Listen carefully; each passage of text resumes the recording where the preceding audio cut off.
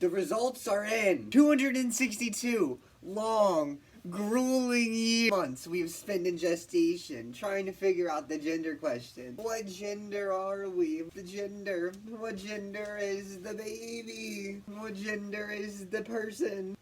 I have the answer. I am transgender for clickbait. Boom. No clickbait. Actually, just a person. Let's talk about it. What is transgender? What does it mean to be transgender anyways?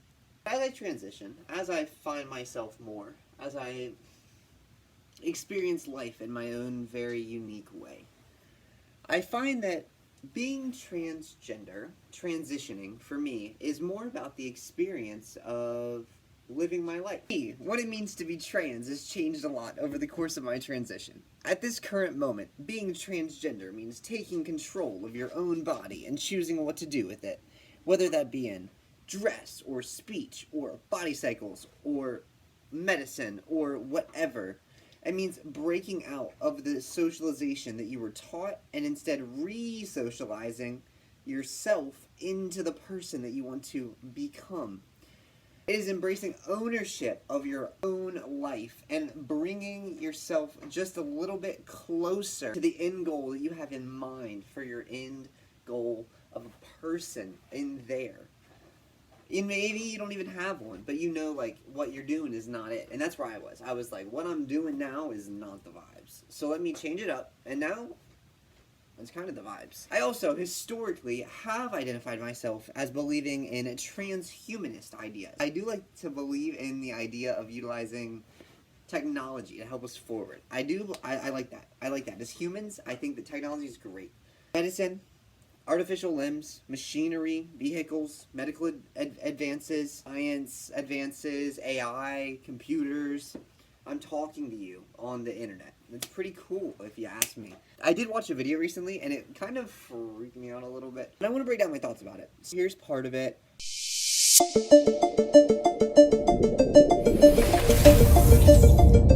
Introducing EctoLife, the world's first artificial womb facility, powered entirely by renewable energy. EctoLife allows infertile couple to conceive a baby and become the true biological parents of their own offspring. It's a perfect solution for women who had their uterus surgically removed due to cancer or other complications. With EctoLife, premature births and C-sections will be a thing of the past. EctoLife is designed to help countries that are suffering from severe population decline, including Japan, Bulgaria, South Korea, and many others. The facility features 75 highly equipped. Each state-of-the-art lab can accommodate up to 400 growth pods or artificial wombs. Every pod is designed to replicate the exact conditions that exist inside the mother's uterus. A single building can incubate up to 30,000 lab-grown babies per year. EctoLife allows your baby to develop in an infection-free environment. The pods are made of materials that prevent germs from sticking to their surfaces. Every growth pod features sensors that can monitor your baby's vital signs, including heartbeat, temperature, blood pressure, breathing rate, and oxygen saturation. The artificial intelligence-based system also monitors the physical features of your baby and reports any potential genetic abnormalities.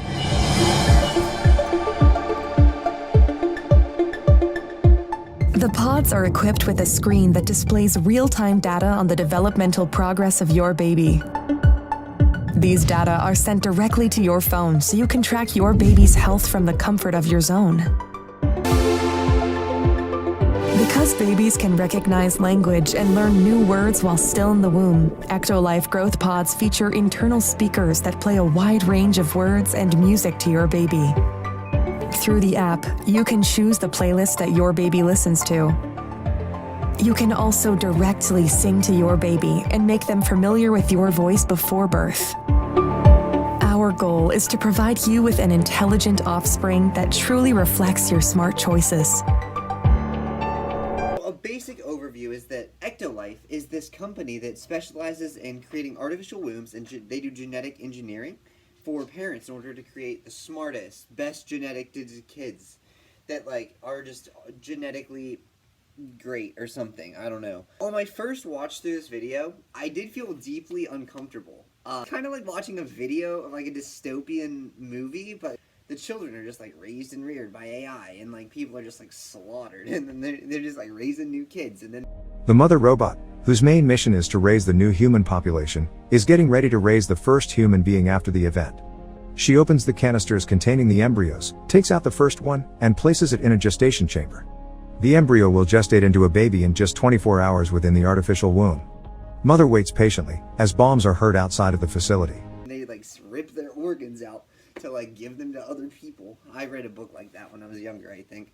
What did I read? Where the children are raised and reared by AI in artificial wombs, and then the upper echelons no longer need to rely on the peasantry, so they have a bottomless supply of custom feeder slaves. It also felt odd, as this video is postured as like an ad. And if you want your baby to stand out and have a brighter future, our Elite Package offers you the opportunity to genetically engineer the embryo before implanting it into the artificial womb. Thanks to CRISPR-Cas9 gene editing tool, you can edit any trait of your baby through a wide range of over 300 genes. By genetically engineering a set of genes, the Elite Package allows you to customize your baby's eye color, hair color, skin tone, physical strength, height, and level of intelligence. It also allows you to fix any inherited genetic diseases that are part of your family history so that your baby and their offspring will live a healthy, comfortable life free of genetic diseases.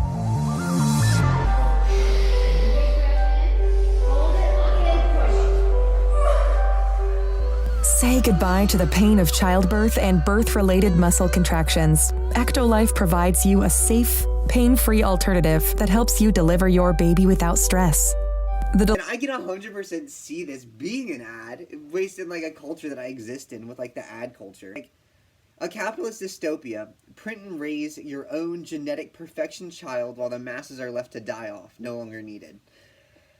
Maybe that's an accurate possibility, or maybe that's me fear-mongering a little bit in my head. I am an anxious person. I can't tell from the way that things shake out in the modern day. However, that does assume that there are humans at the top of that.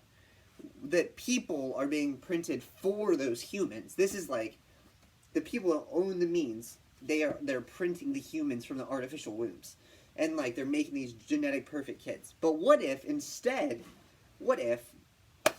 this situation is more of like an AI utopia, egalitarian, great commie situation? What if it's more of like an AI egalitarian utopia here, where humans are provided and taken care of, and like birth rates are low because they don't need it. They just like spend all their time doing art and like learning and doing things that they enjoy. But then artificial wombs are used to help keep a steady supply of people so that it's safe for like the community that they live in to like stay alive, but also like so that they don't overpopulate the planet that they inhabit, and that humans do need to work, right? Because you gotta work. There's gotta be work, always. But like the humans are like delegated tasks, and because they have devices. Like we have phones now that you could get a couple tasks every day. Instead of having to go to like a full-time job, what if you just like woke up and you had like a couple tasks on your phone, and it's like knock this shit out. And then it's usually assigned in the same niche. Like let's say that, you know, usually you're doing cooking stuff. Maybe they have you go garden, like grow some food or forage some food, and then you like do the food. Maybe you prepare some food. Maybe you eat, like do the cooking of the food. I don't know. If you're good with food, maybe they'll put you on food stuff. Then data here is tracked for most things. So from things produced, like food or materials or issue tickets, like if you complain, like you know how you like put in a complaint and it makes like a support ticket, something like that. To things consumed, these are also tracked. Things that are like wastage, utilities, products. It tracks like water, electricity, things. To the activities that people undergo, this could be like via means of their devices and like various cameras. Maybe you're like, oh, this person did this task. Like you can just like check off the task. Make sure their health is tracked. Maybe they have like Apple Watches that have like those health trackers, right? And then like it can watch their health. So an AI can keep track of all of the comings and goings of this facility very well. It's just data. So they ensure that it runs smoothly. It could delegate tasks as things are needed, and it could assign roles appropriately as needed as well. It delegates new births to be carried out as needed for optimal running of the facility. Maybe it's like, oh, these people are sick, or maybe these people just died. We need to get some new people being raised as like 10 years from now, there's going to be an issue. Because I look forward for that kind of thing. So the AI is able to monitor the facility through the use of technology, and they have an understanding of 3 different things kind of simultaneously, roughly. So they have an understanding of how things were at various points in time. They know how things were like yesterday, last year, 2 years ago. It's all just data, like in these different files that they can look at. So they have all this like on deck, and it's like there in their brains, so easy. They know how things are. At any moment, all this data is being tracked. They can tell you anything that's happening around the whole community.